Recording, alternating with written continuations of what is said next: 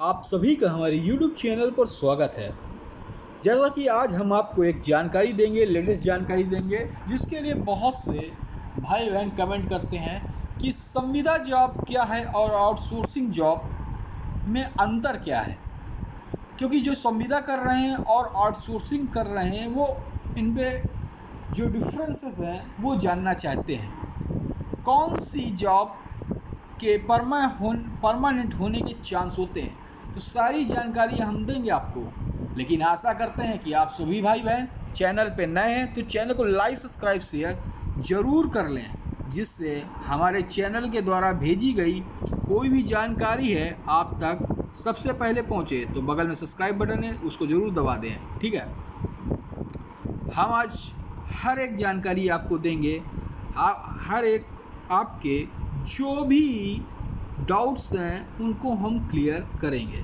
तो सबसे पहले हम आपको बता दें संविदा जॉब इसके बारे में। ठीक है, संविदा जॉब तो सबसे पहले बता दें जो संविदा जॉब है, संविदा ये कॉन्ट्रैक्ट कैसे चालू हुआ। तो ये देखिए 1 सितंबर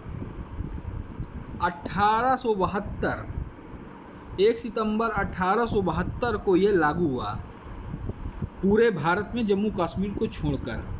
ठीक है, कुल 266 धाराओं वाला यह भारत में अनुबंधों को विनियमित करने वाला प्रमुख कानून है। कॉन्ट्रैक्ट संविदा जो एक व्यक्ति दूसरे व्यक्ति से कर सकता है, एक कंपनी दूसरे एम्प्लॉय से कर सकती है, तमाम कॉन्ट्रैक्ट। तो हम बात करेंगे संविदा की।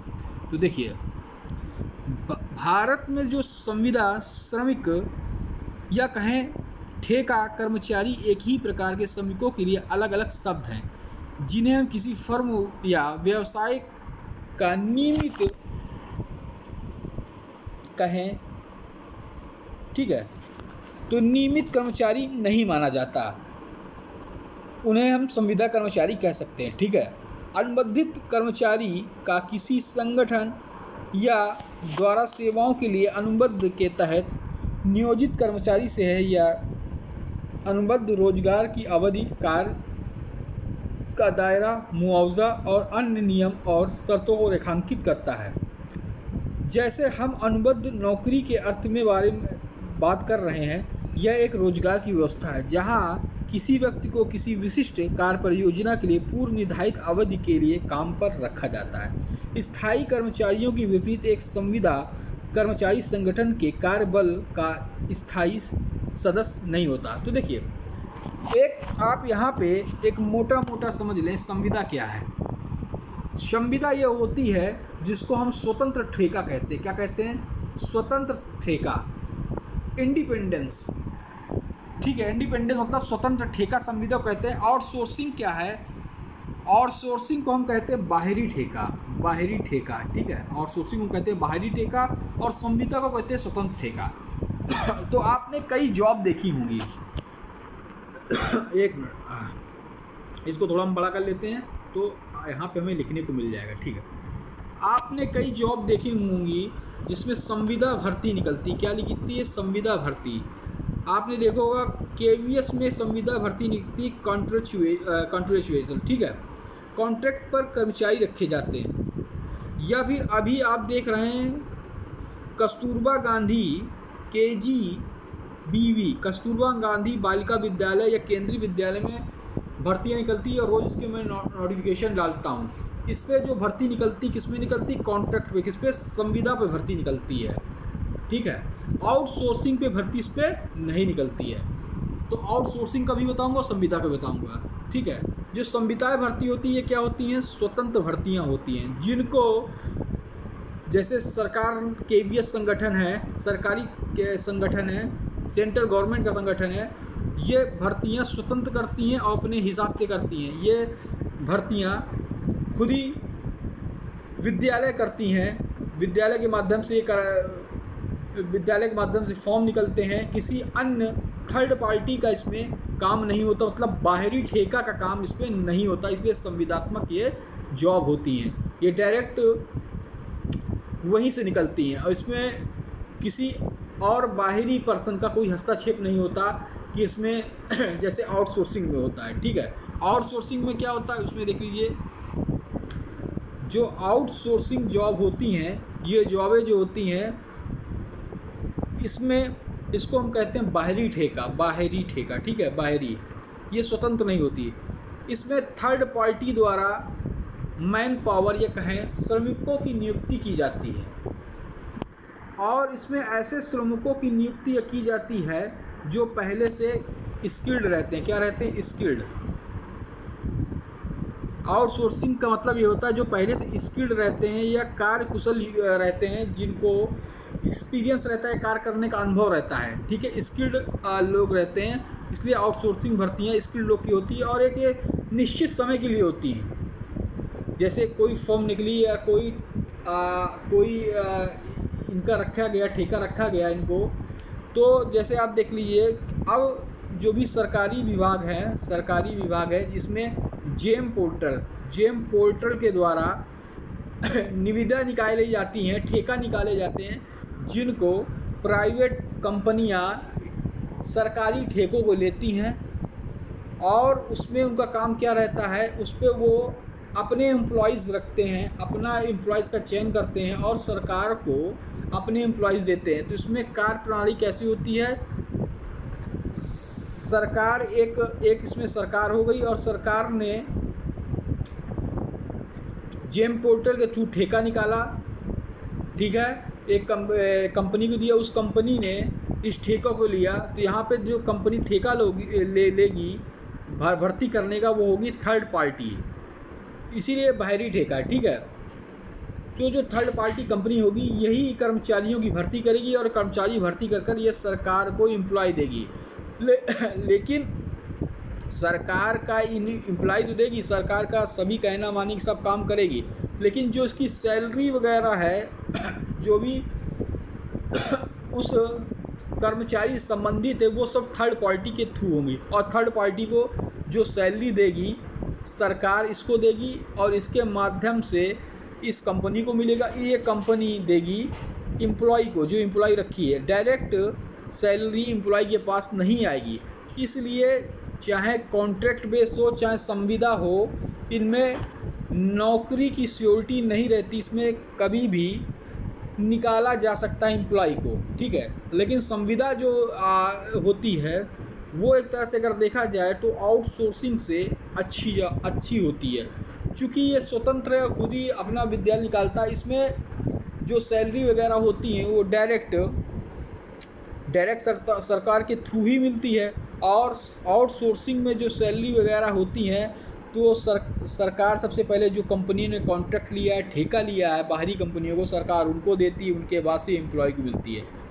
चूँकि आउटसोर्सिंग पर वही एम्प्लॉय क्यों आउटसोर्सिंग बना? क्योंकि इसमें वो एम्प्लॉय रखे जाते हैं जो पहले से स्किल्ड हैं, जो पहले सीखे हुए हैं, क्योंकि अगर सरकार संविदा पर रखेगी तो उनको ट्रेनिंग देनी पड़ेगी, वो सब करेगी।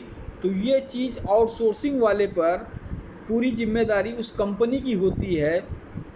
वो कंपनियां ऐसे एम्प्लॉयज़ को रखती है जो पहले से उस कार्य में कुशल हैं, और उन कंपनियों को रखकर वो जो कई महीनों का काम होता है आउटसोर्सिंग के माध्यम से, वो काम को जल्दी निपटा देती है, क्योंकि पहले से स्किल्ड होते हैं, सीखे होते हैं। तो ये एक आउटसोर्सिंग और संविदा पे आप समझ गए। संविदा आपने समझ लिया, KBS में डायरेक्ट निकलती है, कस्तूरबा गांधी में डायरेक्ट निकलती है, लेकिन अब आउटसोर्सिंग के माध्यम से जगह निकलती है। तो मेरे ख्याल से आप सभी भाई बहनों को आउटसोर्सिंग के माध्यम और संविदा के माध्यम पे मेरे ख्याल से काफ़ी जो जानकारियाँ थी मिल गई। इसके बारे में बता दूं, आउटसोर्सिंग के बारे में, आउटसोर्सिंग एक व्यावसायिक अभ्यास है जिसमें सेवा या नौकरी के कार्यों को अनुबद्ध, ठीक है,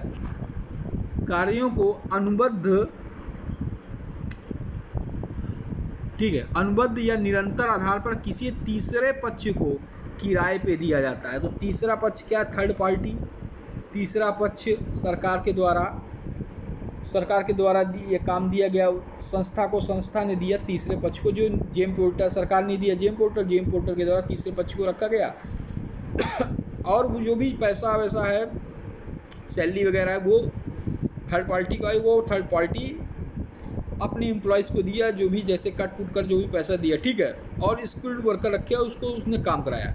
आउटसोर्सिंग में किया गया व्यक्ति आमतौर पर एक अनुबद्ध कर्मचारी होता है जिसके पास किसी निश्चित कार्य संबंधित कार्य या भूमिका पर प्रशिक्षण और विशेषज्ञता होती है। तो मैंने कहा स्किल्ड रखे जाते हैं, वो जल्दी से काम कर लेते हैं, और संविदा पर वो स्किल्ड नहीं रख पाते, उनको सीखना पड़ता है। इसलिए थर्ड पार्टियाँ ऐसे चयन करती है ऐसे एम्प्लॉय का जो पहले से प्रशिक्षण विशेषज्ञता होती है। वे आमतौर पर अल्पकालिक परियोजनाओं या चल रहे असाइनमेंट को पूरा करते हैं जिन्हें पूरा करने के लिए अन्य कर्मचारियों के पास कौशल या समय की कमी होती है। तो मेरे ख्याल से अब आपको आउटसोर्सिंग और संविदा पे डिफरेंस पता चल गया होगा। ठीक है। हाँ, संविदा जॉब वाले अगर परमानेंट होने के चांस, अगर जैसे आपने क्वेश्चन पूछा कि कैसे ये परमानेंट हो सकते हैं, तो हाँ, आपने देखा कि कोई भी 10 साल तक जैसे नौकरी करता है, जैसे उत्तराखंड राज्य सरकार में अभी एक न्यूज़ निकली हुई थी, जो भी 10 साल तक जिनकी नौकरी हो गई है, वो जो संविदा पे लगे हुए थे, उन सभी एम्प्लॉयज़ को परमानेंट करने की कावियात शुरू हो गई है। ऐसे आप देखते हैं रोडवेज में जो सन 2000 से रोडवेज में बस कंडक्टर की नौकरी कर रहे थे संविदा के आधार पर, उनको भी, क्योंकि उनके अगर देखा जाए तो 20 साल से ऊपर हो गए, उनको भी नियमित करने के लिए रोडवेज परिवहन मंत्री ने अभी न्यूज में आया है कि इनको नियमित किया जाएगा, क्योंकि रोडवेज को इतने करोड़ का लाभ हुआ है, अब इनको नियमित कर लिया जाएगा। इनकी संविदा इन्होंने जो भी संविदा अपनी काफ़ी सालों तक इन्होंने वर्क किया, अब इनको नियमित कर लिया जाएगा। तो मेरे ख्याल से कोई भी अगर आपके पास डाउट हो तो आप ज़रूर पूछें। हाँ, चाहे संविदा हो, संविदा में भी जो कॉन्ट्रैक्ट होता है वो 12 महीने का नहीं होता, वो 11 महीने का होता है। जो सैलरी मिलती है वो 11 महीने की आपको मिलेगी। संविदा में भी, कॉन्ट्रैक्ट में भी ये 11 महीने 29 दिन की मिलेगी। आपको पूरे 12 महीने की सैलरी नहीं दी जाए। 12 महीने की पूरी सैलरी किसको मिलती है? परमानेंट कर्मचारी को। ठीक है, चाहे वो 11 महीने 29 दिन की दे, एक दिन की वो काट लें। इसीलिए काटते हैं कि संविदा पे हैं और ये अपना जो भी है प्रक्रिया वो उनको परमानेंट कर्मचारी वाला न हो, ये कभी ये डिमांड ना कर पाएँ। जब सरकार की इच्छा होगी, ये सरकार होगी, तभी इनके लिए सरकार सोच सकती है। इसी तरह आउटसोर्सिंग की हम बात करें, जो आउटसोर्सिंग जॉब करते हैं इनका भी कॉन्ट्रैक्ट होता है, 2 साल का, 3 साल का, 1 साल का कॉन्ट्रैक्ट बेस पे रखे जाते हैं। अच्छा वर्क कर रहे हैं तो रखे गए, क्योंकि स्किल्ड वर्कर होते काम चलता रहता है। और हर साल चाहे संविदा पे जो जॉब कर रहे हैं उनकी हर साल कॉन्ट्रैक्ट जो होते हैं उनको कॉन्ट्रैक्ट बढ़ाए जाते हैं, रिन्यूअल किए जाते हैं। इससे आउटसोर्सिंग के भी जो भी कॉन्ट्रैक्ट होते हैं, थर्ड पार्टी जो रखती कर्मचारी, उसके बाद उसको रिन्यूअल जो सरकार जहाँ काम करते हैं वो रिन्यूअल करते हैं। वो देखते कि हाँ ये कर्मचारी अच्छा कर रहा है आउटसोर्सिंग का, तो कंपनी के पास भेजते। कंपनी अगर है वहाँ पे, अगर वो काम कर रही है तो कंपनी उसको रिन्यूअल कर देगी अगले साल भी। वही कर्मचारी जब तक काम ख़त्म नहीं होता, जब तक कोई परमानेंट कर्मचारी नहीं आ जाता उस बेंच पर, तब तक ये आउटसोर्सिंग के कर्मचारी काम करते रहते हैं। ठीक है, जय हिंद, जय भारत, धन्यवाद। आशा करते हैं आप सभी भाई को, बहनों को ये नॉलेज पसंद आई होगी। चैनल को सब्सक्राइब करें, लाइक करें, शेयर करें। धन्यवाद।